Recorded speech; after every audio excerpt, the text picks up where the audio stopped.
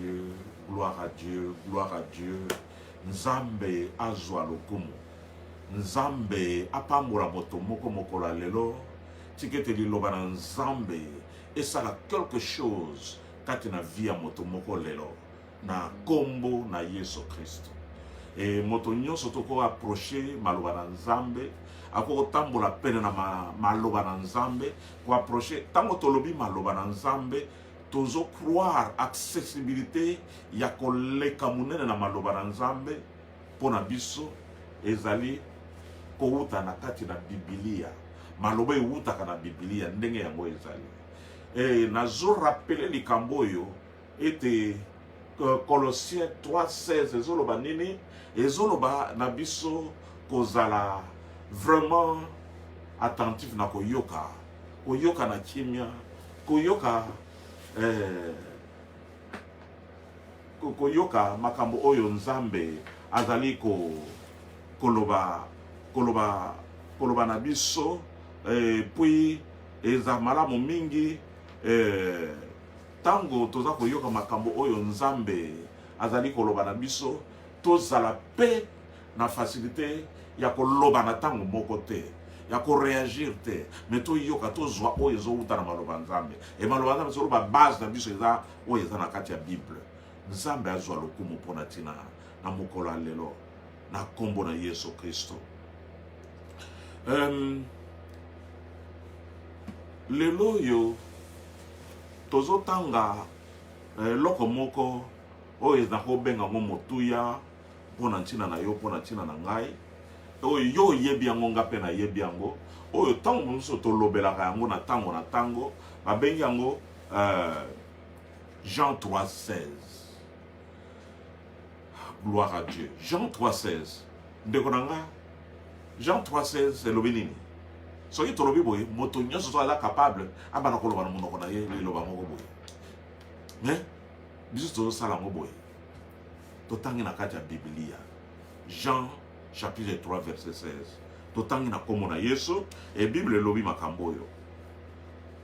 Car Dieu a tant aimé le monde qu'il a donné son Fils unique afin que quiconque croit en lui ne périsse point mais qu'il ait la vie éternelle. Alléluia. Amen. Jean 3:16 elobi que cette personne ne périsse point ou à croire na Yesu Masia na bolingo na Nzambe o ya lingi mokili lolenge talisami na nzela na Yesu Kristo ya kozwa vie éternelle. Et dans verset 17 et continue lobi ete Dieu en effet n'a pas envoyé son Fils dans le monde pour qu'il juge le monde, mais pour que le monde soit sauvé par lui. Alléluia. Le Sauveur, Jésus-Christ. Que le monde soit sauvé par qui? Par le Fils de Dieu qu'il a envoyé, Jésus-Christ de Nazareth. Tozo solorango bien à lingala. Tozo solorango bien à lingala. Ba verset dans le français facilement. Et makambo yo eza makambo ya minene pona tina nanga. Je crois que za rape minene pona tina na yo. Po ete bolingo na Nzambe alingi mokili. Donc atini mwana na ye wana ye po abikisa yo abikisanga. Lo amen. Nzambe apambola yo oyo ozali ko zana facilité ya kozwa eloko oyo element oyo eza lobiko. Yesu ayaki po juger mokili te, mais Yesu ayaki po ete mokili ezala sauver na nzela na ye. Ekozala ndi sauver ndenge nini? Eh ben mokili wana eza banzete te, eza matiti te, eza bambisi te, eza moto. Bazolobela moto, bazolobela yo, bazolobela ngai. Maloba na Nzambe o eza na Biblia ezolobela ngai, ezolobela moto moko. Et tika tina nango ete yo o recevoir oyo Nzambe atie malamu pona yo na kombo na Yesu Kristo. Eza bomoi.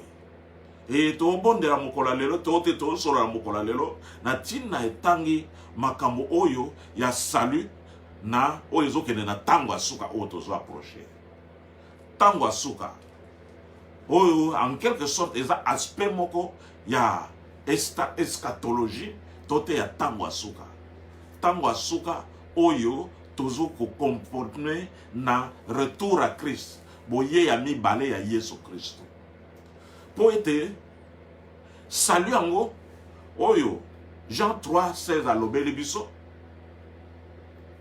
tina 17 ezali salut yango confirmation ya moleka monene nango ezali na tango asuka. Moto na moto aza na tango asuka na ye na mokili oyo tozo vivre na chair et en os lokola bato nyonso to. Et tango tozo vivre en chair et en os ezala makambo oyo tozo salela na nzoto pe na mikwa na makila na biso na système de circulation na biso et oyo mingi eko satisfaisaka bomo ya moto na moto. Même circonstance ezali que pour moto azala satisfait ya ye satisfaction tant mosusu bakendeke e dépasser ba limite pona tinete moto na moto esengela kala na ba limite na ye. Alors ba limite wana tokoyeba ndenge na nzela maloba na Nzambe. Alors maloba na Nzambe tango mema biso na makambo eza kitoko limite akoleka monene na moto eza nini. Esika liberté moto aza libre liberté na yo ekoko leka ya moto mosusu te. Mais bato ebele ba reconnaissaka ba tomi benga biso nyonso bana Nzambe tomi benga biso nyonso to landa ka maloba na Nzambe malgré makambo nyonso o to salaka malgré motino kende yango na Yesu Kristo azali oyo azoko lakisa biso likambo oyo ya tango asuka ya moto na moto lolenge ni nesengeli moto azala préparé et tozolo belawa Yesu Kristo akoya ko kamata église na ye. Akoya ko kamata église na ye na deuxième venue na ye boye na ye amibale oyo ekolanda Yesu akoya ko kamata église na ye oyo ezali prête po ekende. Alors ko kamata église wana biso tozo tambola na mokili tozo mona makambo tozo yoka makambo tozo vivre na makambo to media sizo ebangisa mi lisusu na aspect oyo monene ke bakomi koloba makambo oyo tozo yoka na matoi ezo dépasser moto même kondima na moto ekoki facilement kolemba yango wana Yesu pe alobaki tango mwana moto akozonga est-ce akokuta kondima na mokili ndeko nanga oza sur tango Yesu akozonga akokuta yo na kondima na makambo yo salaka na makambo yo omonaka eza important oyo lobaka kete sengeli na kokisa nango oyo avant nakende ya étape mosusu. Mais il faut na sala ngoka ndenge nazolingela na volonté na yo. Est-ce que volonté ya Nzambe ezalaka bongo?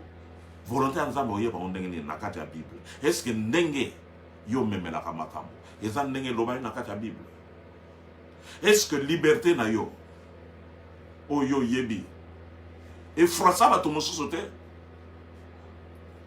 Bien aimé, puissance et repentance ezali moto na moto Seigneur za repenti parce que mokolo na boye na mwana moto ezali akozwa kaka ba oyo ba se conformer na maloba na ye.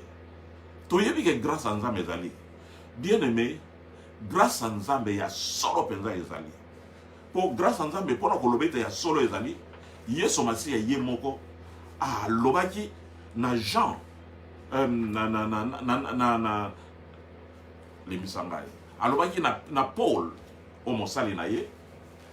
Toko mona na mokana ya ba Corinthiens 2 Corinthiens chapitre 12 na verset 9 Yesu tango akutanaki na Paul na tango Paul azali kolela lokola yo ndenge olelaka tango difficulté tango problème tango yoke loko moko o ezo tia yo lokola ebebo na distraction.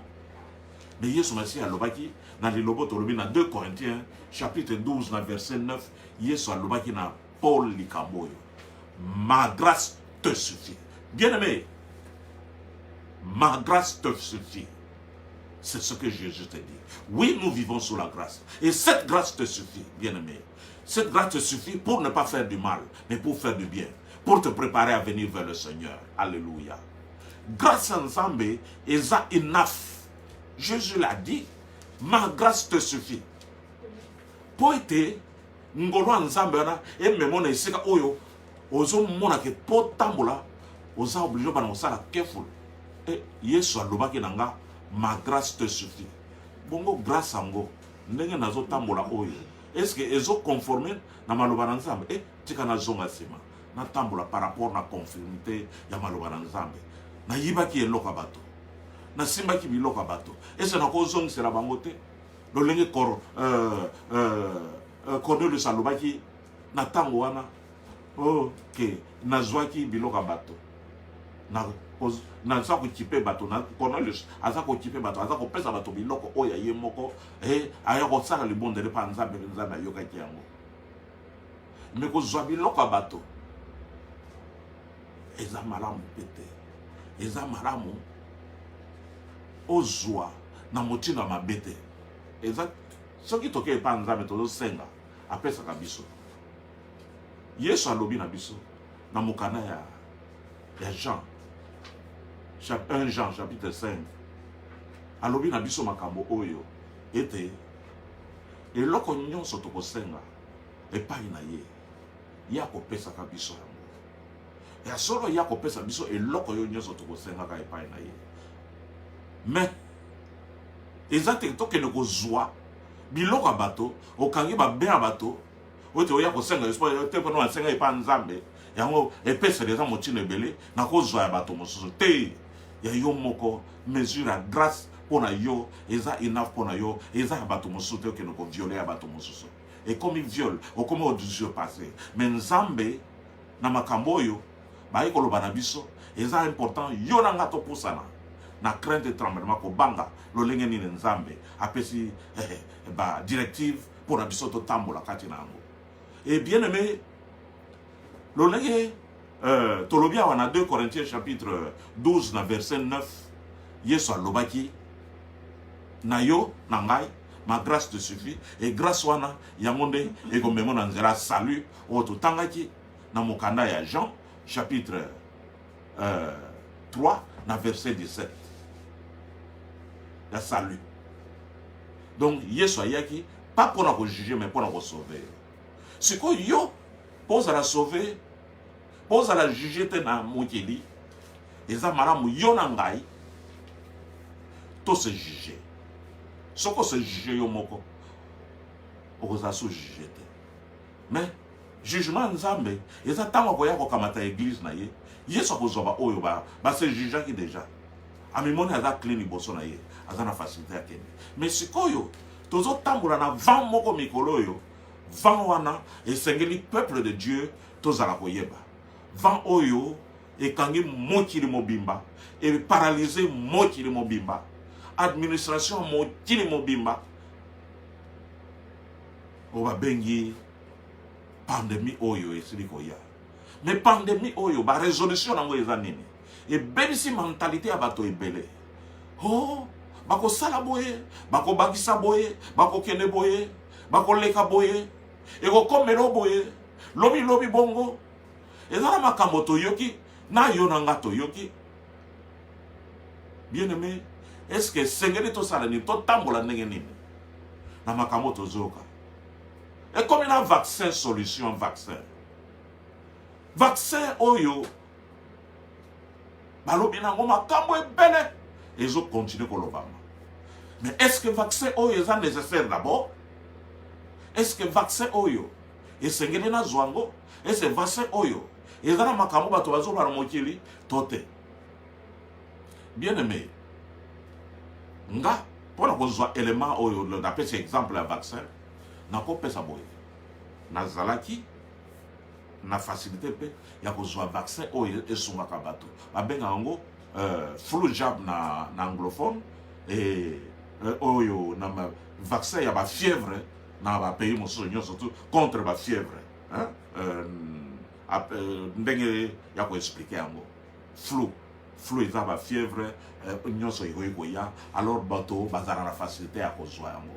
Mais flou jab oyo soko komi na âge moko boye bakomi kopesa ete eza malamu bato mosusu batana âge chaque année azwaka ne vaccin wana po eza kokimisa ba fièvre oza ko prévenir elingo la tete ke ozwi flou jab akokufaka te eza ko prévenir baka mosusu ya ba contagion ya ba donc ba vaccin wana ezaka na rôle ejouaka.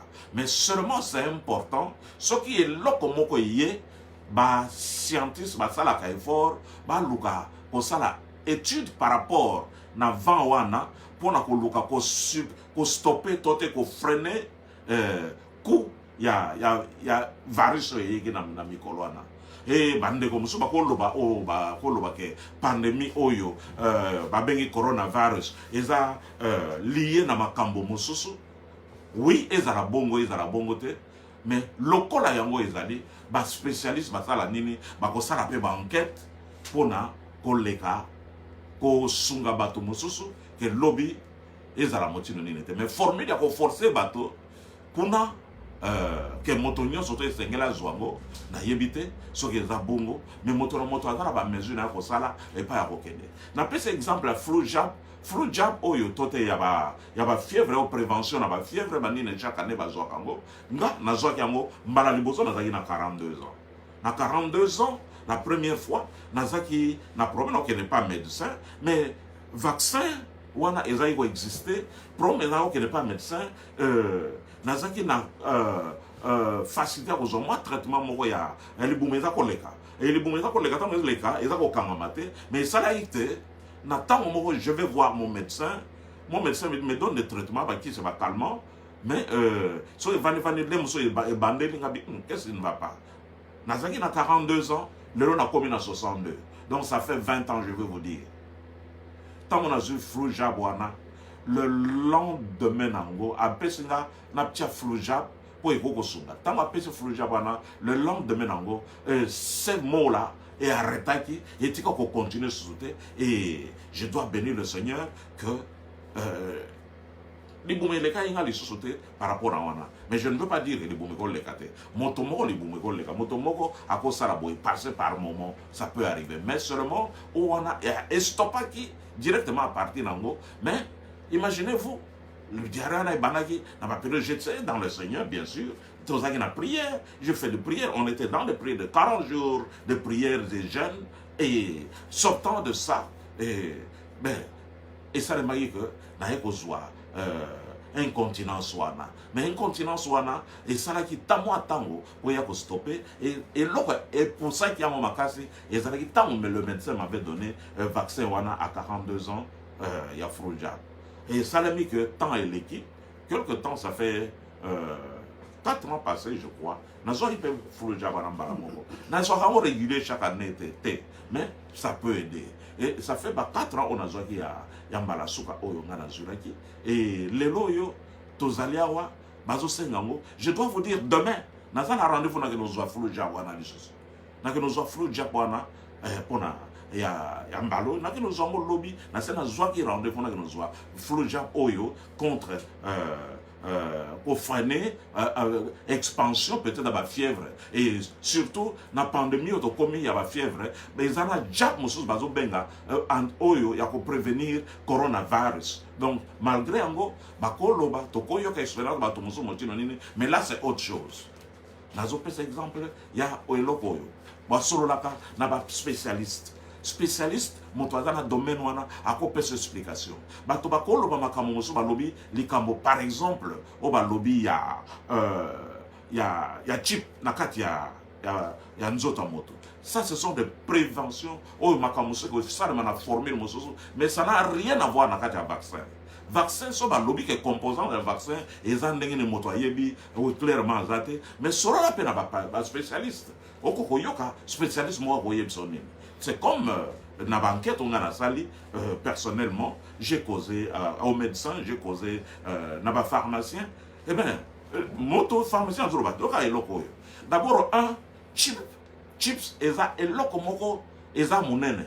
Donc, il faut contenir te nakati, basala moke poussière moko boye, et quand nakati ya vaccin wana, na tongo tobola moto wana eza bongo te makambo wana eza ndenge mosusu eza ko s'arranger ekoki ko zala arranger na ndenge mosusu mais eza na kati chip eza na kati te pour contrôler santé ya moto po bato bazoyoka makambo ngape na yokaki yango mais eza bongo te ekozala pe bongo te soki balobi ke mabe moko ekozala na kati ezala na ndenge mosusu me na forme wana te mais mboka nyonso tu bakonzi mosala na bango eza nini ko protéger peuple soki eloko moko eye ya mabe bakoloka ba scientiste bakende kosala recherche ba mener solution na eloko na voilà pourquoi bakende na ba dimension wana o bazosala donc vaccination oyo ya lokola na Angleterre ya flu jab les baninga bazali on a yebi personnellement o bazui yango moi tango eleki bazo vivre normal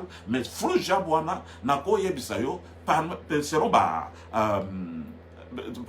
ezalo ko la flu jab sorry oyo esalemi na nini na Oxford kisha Oxford ezalo ko la ndenge moko presque na flu jab donc baninga bazui oya Oxford par exemple baza na facilité à koyeba ke bazui eloko mo eza semblable kaka na flu jab otozwaka donc eza te ekokende trop exagéré na ba pensée et les scientistes nous devons faire des efforts biso nyonso tous à la conscience na biso open soki mabe ezali mais tozwa nyonso tout moto akosala enquête eloko ya yebite akeno loba bilobela alors c'est très important moto a juger makambo par rapport na ye mais nous partons maintenant wana eza exemple moko spécifique à likambo moko boye donné mais tokota na kati ya boye na yeso tango yeso akoya kokamata église na ye parce que nous parlons na tango asuka yeso akoya kokamata église na ye akokamata église yango ndenge nini po toki tokote na exemple tokote ya ba flu jab tokoya kokanisa makambo mosusu mais tika totala na maloba na Nzambe qu'est-ce qui va se passer selon Actes des Apôtres chapitre 1 na verset 7 totala likambo yo peut-être oyebi yango bien mais tosunga makape malamu kati nango Actes des Apôtres chapitre 7 na verset 1 pardon na verset chapitre 1 na verset 7 Actes chapitre 1 verset 7 qu'est-ce que je dis Jésus de Nazareth prenons notre Bible sur le livre d'Apocalypse Apocalypse chapitre 1 verset 7 et le Bible voici il vient avec les nuées et tout œil le verra même ceux qui l'ont percé et toutes les tribus de la terre se lamenteront à cause de lui. Oui, amen.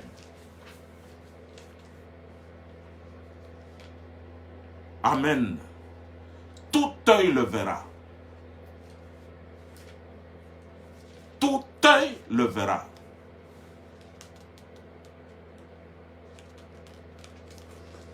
Même ceux qui l'ont percé et toutes les tribus de la terre se lamenteront à cause de lui. Oui, amen. Balobi boye. Soki balobi na yo ke tout œil le verra et lingo la sake miso na yo soko kufina note okomona ye. Pour la Bible et lobby tout œil le verra. Balobi te ke ne le verront que ceux-là. Balobi tout œil le verra. Œil wana nani ya moto. Yoza moto ngana moto. Pour dire que exemple que na pandémie oyo balobi ke makambo ya pandémie oyo ezala accordé na makambo ya eschatologie oyo te ya temps de la fin oyo te baloba ke ba chips oyo et okanga bato ya 666 bloqué bato bien aimé et ko salema bongo soki Yesu asa zu église na ye makambo wana eza après mais na moment oyo Bible lobi na biso tango Yesu akoya kokamata église na ye tout œil le verra et lingo la que tout œil ira moto nyonso tout œil akokende balobi bongo te mais balobi que tout œil le verra donc miso nyonso komona ye tango ya koya alléluia ata ozali na distrait bakosala grâce nzambe akosala grâce ke yo mpe omona. Mais nga namoni te ti lelo oyo ke Yesu ayaki akamataki église akei po batika koforce bato bazwa signe 666 eza 666 s'il vous plaît eza yango te bato na nzambe bozala loin bozala kopartager likambo ya kitoko na peuple ya nzambe po ete boza loin de Dieu mpona likambo wana. Mais confusion ezala na mito ya bato te bato longola confusion na mito ya bato mpo bato bakokanisa makambo oyo eza na nzela te balobi tout œil le verra. Donc moto nyonso to komona Yesu elingo la sa que Jésus n'est pas encore venu prendre son église pour to lobake lokola Yesu ya kozwa église na ye boye kozala ke eza signe 666 oba otira biso na mangwele longola likanisi wana eza yango te eza yango te. Mais tika ete nzambe na ngulenzela makira na Yesu et purifier consanguinité na yo et purifier système na yo. Mais yonde zara préparer na relation na nzambe na bolamu na yo par rapport na maloba na nzambe au jour le jour. Faisons chemin vers le Seigneur. Bien aimé, voilà, Jean alobi boye, il y a des péchés qui mènent à la mort. Il y a un péché qui mène à la mort. Mais il y a de ces péchés qui ne mènent pas à la mort. Ce qui yo, ozo kanisa ke soki ba tobolo mangbele ezali sumo memio na kufa. Po ozate ko yeba. Ozo kanisa ba tomoso ba ko froisser yo. Te, bien aimé, mangwele la pona bien na yo. Oyo ya oyebi sens na motete mais mangwele eza mingi pona na avantage na yo. Mais soki bakozi bakosala na projet ya mondialisation makambo mosusu na kati nango wana ekokoma likambo mosusu. Mais quelque part est-ce que le péché soki bayebisi yo te nini yoza na kati est-ce que tu as un péché contre Dieu? Non, Jean l'a bien dit, il y a de ce péché qui ne mènent pas à la mort. Pour être soki eza bongo que bango basali yo yebite, tu n'as pas péché devant Dieu pour te mener à la mort. On t'a trompé, mais seulement on a donné l'image de t'aider. De ça, bien, qu'on le veuille ou pas, l'État a la responsabilité dans ça. Mais il y a de ces choses qu'il faut éviter. Ce qu'on s'appelle, on ne dit pas que nous soyons au limité. Ce qu'on conscience et qu'on ne vous force pas. N'allez pas, ne vous mettez pas dans ça. Zala l'aise, zala calme. Que votre esprit soit calme. Évoluez calmement dans les choses du Seigneur et évoluez bien dans les choses du monde. Conscience na yo, sagesse na yo, et même ko yeba kozwa o yeza malamu pona yo. Gloire soit rendue à Dieu. Et bien aimé, tant que tozolo ba makambo eschatologie atango asuka oyo, je pense bien que biso nyonso toyebi que la résurrection des morts existe parce que cet esprit dans lequel Jésus est ressuscité des morts, c'est par le même esprit que vous serez enlevés pour aller croiser le Seigneur dans les airs. Donc, formule eschatologie, toujours bimisa. Et ça, par rapport à un moment où nous voulons parler seulement na vent oyo, ils ont froissé bateau. C'est, ils ont préparé na katia vent oyo, que on se contenir dans le Seigneur, ou approcher le Seigneur. Va à l'église, va là où il y a de culte, allez glorifier le Seigneur. Dans l'église, nous surtout bateau glorifier le Seigneur. Bateau est belé, donc, était pandémie. Bien aimé, il y a de ces leçons que les gens peuvent aussi se donner. Il y a de ces choses que nous devons apprendre à vivre avec ça. Quand vous allez dans le marché, au côté de la Wednesday, au côté de la supermarché, bateau nyon surtout wana, beaucoup de na bango, biloko ba simbaki simbaki, yope ko simbango. Ma formule où l'État a fait ça, il y a la prévention, à distance, mais seulement la prière est importante. Quel est le lieu à prière? Dans les églises, tout ça la ranini. Pour prévenir, l'État peut faire des mesures, et bien la mesure, on a respecté dans l'église. Donc, distance. Moto à la distance, moto à la prévention, la thermomètre, c'est-à-dire, ce qu'on a la fièvre. Ce qu'on a la fièvre, c'est mieux pour ce pas mesure, on a aux ala pour contaminer à mon abaton souté, yo se prévenir. Mais ce qu'on a la fièvre, c'est au y a culte. Vit normalement. Bon de là, parce que c'est Dieu qui fait, c'est Dieu qui chante. Tout solo là, tout se retrouve à Kanabagou, tout se retrouve à sans masque. Mais il est vrai que mesure à prévention, et ça pour avantage, on peut respecter. Mais quand tu parles, on semble là, masque, étouffé yo. parce que ils ont la respiration ça ils ont le contact moko ils ont ça na relation na nzambe oko zala sans masque soko moni ko ça na masque zala les zala indépendant mais ko ti me église te parce que balobi boy bien aimé bon soki yeso aye na moment où yeso aye ils ont moment où bato baza ine na église yo ke iwapi bazaki na l'église yo tango na zo sala likamusu na ndako so za na ndako promesa te ko zala na chichi la prière na ndako na bisika musu en personne promesa te c'est bien mais seulement c'est important d'être en relation avec le Seigneur et lingo la sate ko na l'église ya ko ke bikendele lokola motomo ke cha à côté le la drapeau moko te.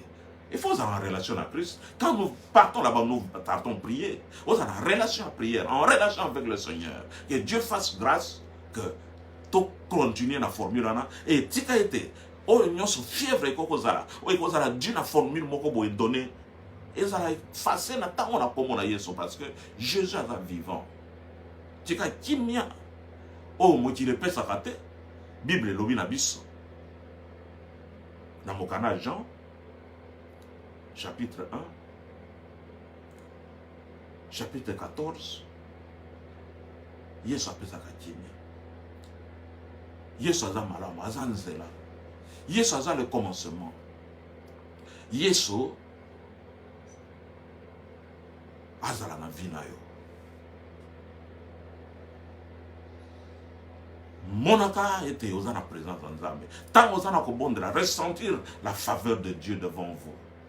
La grandeur de Dieu devant vous. Ressentir, Otolobaki, la grâce de Jésus-Christ. Qu'il te dit, ma grâce te suffit. Ma grâce te suffit. Quel est liboso na kombo na yeso? Quel est na kati na grâce yo? Ko zonga simate, quel est liboso? Ça la percé avec le Seigneur. Ko bangate, Jésus est vivant. Ko tingama ko lenga lengate na ba mbonge nyonso ikoya zala persévérant avec le Seigneur. Soko zali prena nzambe. Ne vous en faites pas. Même kufa na nzoto oyo, to moni même les serviteurs de Dieu ba kufi na coronavirus. Ne vous en faites pas. Et lingo laksate ke bazala ki na relation na nzambe te. Bien aimé, Dieu quand il permet, Dieu connaît. Mais moto na moto, atana ndenge na ye ya ko yeno kutana. Prépare-toi à la rencontre de ton Dieu. Est-ce que toi tu es préparé à la rencontre de ton Dieu? Qu'est-ce que toi tu attends pour te préparer? Tu veux seulement entendre ce que les autres disent. Tu veux voir ce qui se passe de l'autre côté. Tu veux le bien de toi, ta personne. Tu veux ton honneur. Bien-aimé, pour bien avoir l'honneur, honore Dieu. Si tu veux avoir une honneur, honore ton Dieu. Comment honorer Dieu? En bloquant les autres, comment on aurait Dieu? En volant les autres, comment on aurait Dieu? Oui, il y a de ces choses qu'on fait. Je dois vous dire ça, qui sont par rapport à la loi de la nature, peut-être normal pour la subsistance, parce que vous êtes encore vivant, mais ne vous en faites pas. Je dois vous dire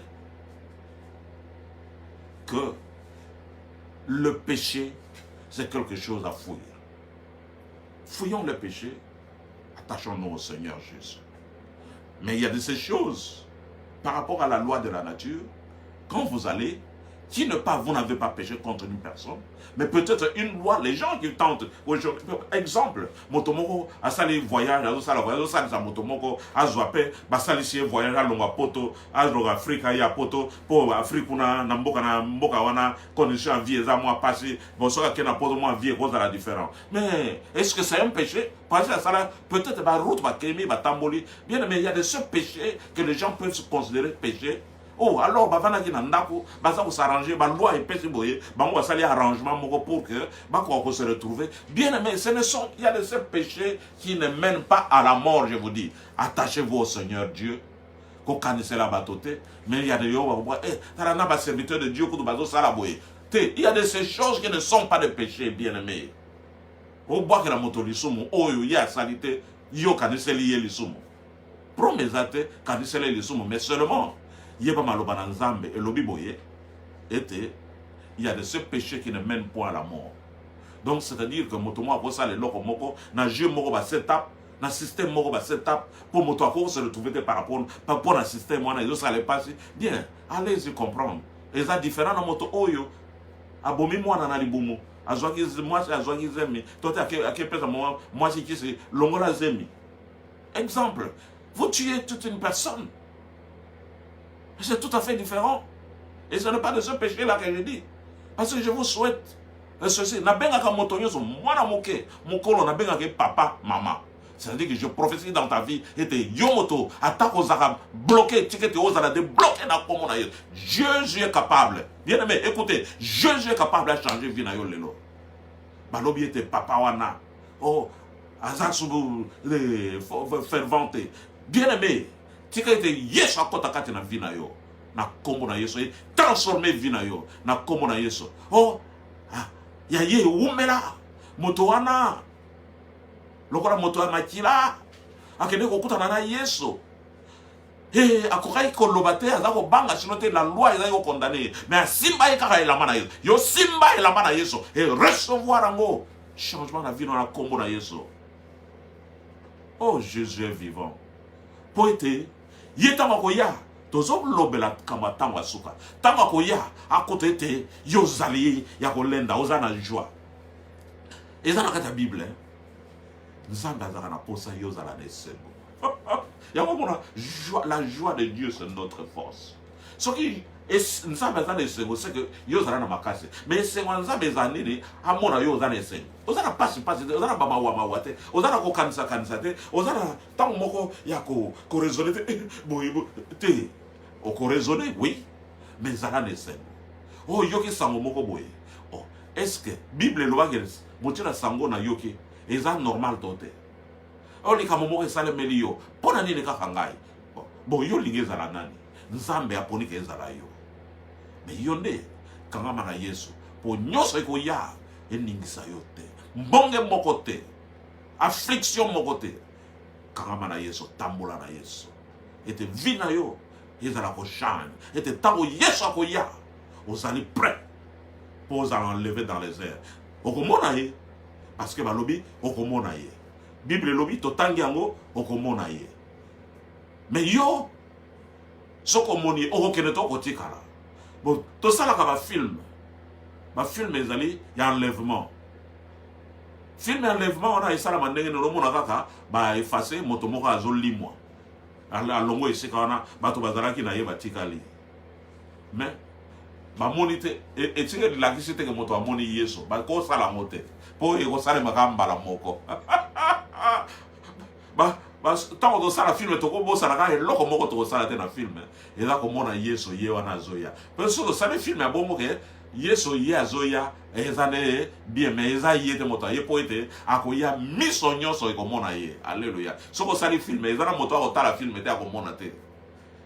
So après 10 ans motonyo surtout te na mokila ko mona film wana kaka parce que ezana ba film mususu basala kitoko batonyo surtout te ba mona mais Yesu Kristo tango ya ko ya Bible lobi na biso to tanga na Apocalypse chapitre 1 verset 7 et lobi était miso na yo soko zana vivant et ko mona ye mais soko zana vivante c'est que so okufi et lingo la soko okufi na ndenge nini oko yamba Yesu l'air nini o kanisaka learning yo kanisaka Yesu ko ya learning yo kanisaka o ko yamba Yesu learning yo kanisaka o bongisa vina ni boso na Nzambe learning bien aimé bongisa o ye opesa gloire na Nzambe mais keba kanda bato ebele ba ye bakate kanda ezalaka jamais en Nzambe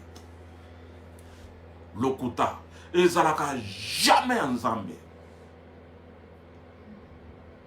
lokuta eutaka jamais pas Nzambe mais ezana ba arrangement mosusu oyo ya ko contourner na lobi te keza lokuta mais lokuta eza ya Nzambe te Nzambe aza Nzambe ya justice Nzambe aza Nzambe ya droiture ba arrangement ezali mosusu oyo ya ko contourner parce que la Bible nous dit ce qu'on se retrouver dans la justice ne t'en fais pas en ce moment-là le Saint-Esprit te donnera ce qu'il veut dire.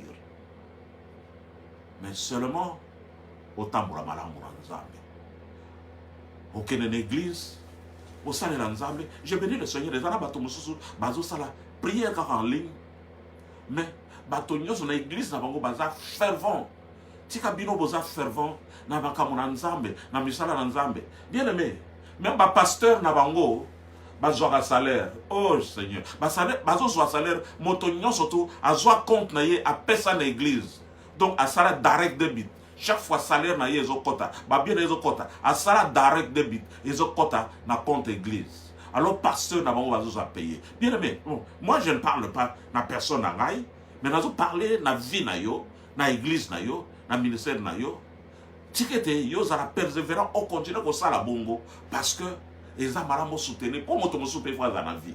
Et il est toujours en train de travailler à distance. Alors même abino ba programme na ligne, alors même abino na ba prière, alors bon de la pona bino, alors travailler alors senga grâce à Nzambe, alors lela wana Nzambe a fond la pandémie oyo. Les serviteurs de Dieu sont en train de travailler. Et natango wana ya za na salaire et pas wapi na église. Ma pesa ye moi valeur moko boy ba futaka ye. Siko yo o futaka te o tchaka e lokote. Po toza na distance, o ko kene na église te promesate. Mais ba église o eza open. Biso ba toto sale la ka. Ba salle oyo ya ba église.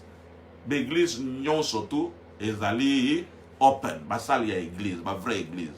Non ba salle ka communauté te. Je parle de ba salle église, lokola na mboka nga nazali à Londres, ba église na salle la ka Church of England, ça va all Church of England, donc les lignes là ça que n'a pas all wana, bazana facilité la prière, les autres dépendent de nabino pourvu que bon respecter par rapport à mon na salle nabino, beaucoup côte sabato par rapport à mon na salle nabino pourvu que bon maintenir ma distance, pe bozana nabilo ko oyo ba masque ezali wana ba t-shirt ba wipers ba gel ya ko sokola maboko ya ko pangsana maboko mai ezali na ba toilette so yeza pemeni so yeza pemeni te boko chape mai pe na kati ya salle po ete moto ako sokola pe maboko na ya pangisi ba t-shirt ezalo pangisi maboko nyonso tout bo prévenir ezala mais seulement c'est vrai que eza esika prier wana eza ba mesure à prévention mais seulement ce qui est important ce sont des mesures spirituelles que bon de pas nzambe affecter l'esprit nabiso et attia l'esprit nabiso ferme en relation à malobanaye parce que nous devons nous conformer à la parole de Dieu et que vinayo est dans la conforme la parole de Dieu to bon yo na kombo na Yesu Kristo. C'est important au kamana Yesu pour être mokolo Yesu ya ko kamata église na ye yo zala prêt et il faut zala prêt na la prière au bon de la on a c'est bien. Mais ceux qui, au cours de l'église, benga les serviteurs de Dieu, vérifie avant d'aller. C'est très important. Ceux qui ont benga, appelle-nous. Au soir, on a battu ensemble. Au soir, on a quatre team l'église. Programme na bino les andengeni. Ko kenega bikenete. Pour mon collègue peut-être que au coup d'apporter bazate, puisque dans le baki, mais qu'on a tous zate. Tout de suite là, heure il fallait n'a préparer pour nos banacule na 13h. Donc, si vous 12h et pas na biso. Mais seulement yo na ndeko mosusu po bokende ezabala mo bengi bo vérifier parce que ma condition ezali et pas na bino programme eza ndenge nini ko kende ka bikende te po ko kino beta mitamo okepe obeti mabako ko linga te obeta mabako kangama na Yesu tie te tamo Yesu akoya akuta yo pende ya kokota na bokonzi na lola okomona Yesu me okota na bokonzi na lola par rapport na mabongisi na yo ndenge zo tambola me tika lokota tika koboma bato mosusu à distance parce que les ara bato ebele et comme il ko la virus ba boma ka baninga à distance mais bazo bibenga ba serviteur de Dieu makama bimi azo insiste bi ezabongo mais azo kosa bien aimé ozo kosa même les serviteurs de Dieu mais tant ozo kosa serviteur de Dieu azo mona pe moto azo kosa makamo lobi eza yango te ko sale mabo nzambe pe azo révéler nzambe révélaka oh on ça na on va ni azo talonnier hein ni no zoloba mais pour qu'on éviter les soumons comme tia yo na kata les soumons les âmes là mon serviteur de Dieu attendez oza sûr ozo olobi makama solo ndeko nanga lobaka vérité vivre vérité ko bomba ka ba vérité perménité vivre vérité et Yesu ako sunga yo, Yesu ako capacité yo, Yesu ako guérir yo, Yesu ako supporter yo, Yesu ako encourager yo. Na kombo na Yesu Kristo. Oh. Yoka. Ésaïe chapitre 60 verset 1 et l'obiboye. Lève-toi, sois éclairé, car ta lumière arrive, et la gloire de l'Éternel se lève sur toi. Lève-toi, sois éclairé, car ta lumière arrive, et la gloire de l'Éternel se lève sur toi. Tellement, tika été pole na Nzambe et fermé yo. O nyonso, ezaki mabongisi ya ennemi, na vie na yo na cancellé, na pesa ordre, bim, ma libéré au nom de Jésus. Libéré na vie na nom, o libéré na kombo na Yesu. Tika te vie na yo échange di boso na Nzambe. Alléluia. Azalité, azalité. Oh yo akokani nai. Azalité, azalité, azalité, azalité. Oh yo akokani na masia. Azalité. Bien-aimé, Bible lobi na biso na mokanda ya Matthieu chapitre 1 verset 21. Yesu Kristo ayaki po abikisa bato na ye. Abikisa bango na masumu. A sauvé bango na masumu basalaki. Tika ete yo masumu osalaki kozongela ngo lisusu te po ete Nzambe abikisi yo na kombo na Yesu. Tika ete vi na yo ezala lisusu koshine liboso na Nzambe na kombo na Yesu. Esprit na yo après liwa ekozala wapi. Tika ete obongisa esprit na yo eza en relation na Yesu sikoyo. Po ete après liwa esprit na yo ezala na relation na Nzambe na kombo na Yesu. Tika ete vi na yo na tango oyo Yesu akoki korevele yo eloko moko spécial na ndenge esengeli otambola. Tika ete otambola na ekenge na bokebi.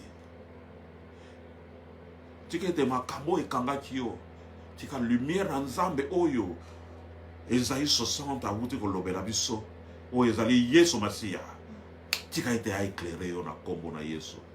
Tika gloire ya Nzambe s'élever likolo na yo.